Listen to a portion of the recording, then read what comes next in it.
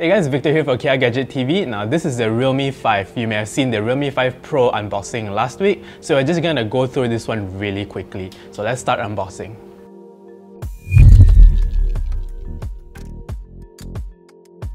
Packaging is the same, pretty standard, so let's see what's inside. This should be your case and manuals. Case is here. Pretty standard affair there.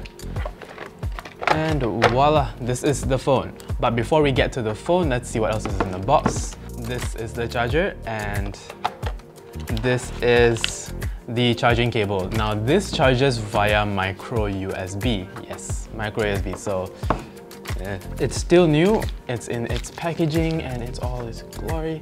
Now if you look at the phone, if you've seen our unboxing of the Realme 5 Pro, it looks pretty much the same, except this is much bigger. This is 6.5 inch. Now despite having a bigger display than its bigger brother, this phone only pushes 720p resolution, which is unfortunate, but it does come with the same drop-notch selfie camera module. Okay, now moving over to the back, it sports the same plasticky finish as the bigger brother with the same crystal diamond design.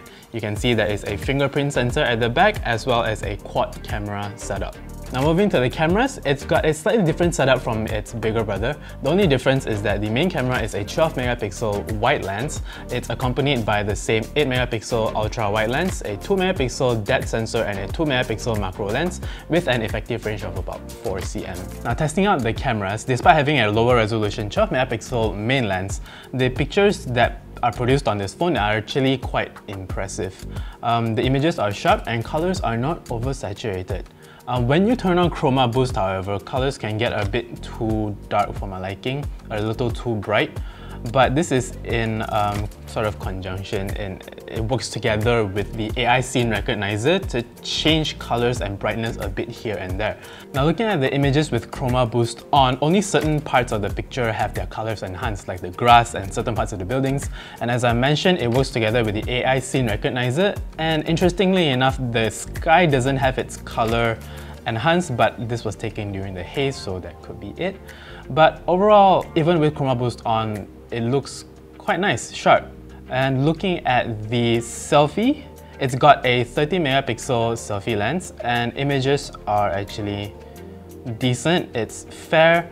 Beautification levels when set to the max can look a bit artificial, but when testing out the portrait effect, it does eat up certain parts of my hair, which is sort of expected for a phone at this range.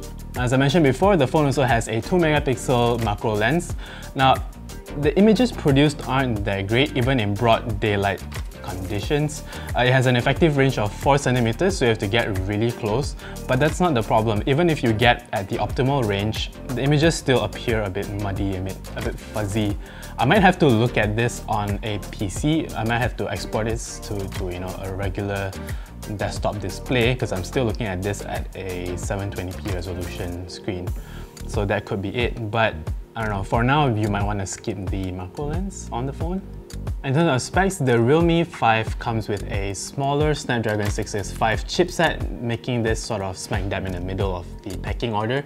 It also comes with at least 3GB of RAM with 32GB of internal storage. It goes up to 4GB of RAM with 64GB of internal storage or 128GB of internal storage. It is expandable via micro SD card of up to 256GB. Now being a phone this big, it should have a bigger battery, and it does. This has a 5000 mAh battery that charges via micro USB, and our unit came with a 10-watt charger, so we're not sure how fast it's going to charge, especially with a battery this big, but stay tuned for the review and we'll find out. Realme 5 comes with ColorOS 6 that's based on Android 9 Pie. Now Realme says that it's supposed to feel like stock Android, and one of the things that does feel like stock Android is gesture navigations, which this one feels sort of like the Android 10, which you can find on a Pixel. You swipe left or right to go back, swipe up on your screen to go to your app tray or to your task manager. So yeah, at least there's that. Alright, so that's the unboxing of the Realme 5. Let us know what you think down in the comments below. Stay tuned for the review. Remember to subscribe and give us a like. This is Victor signing off. Bye bye.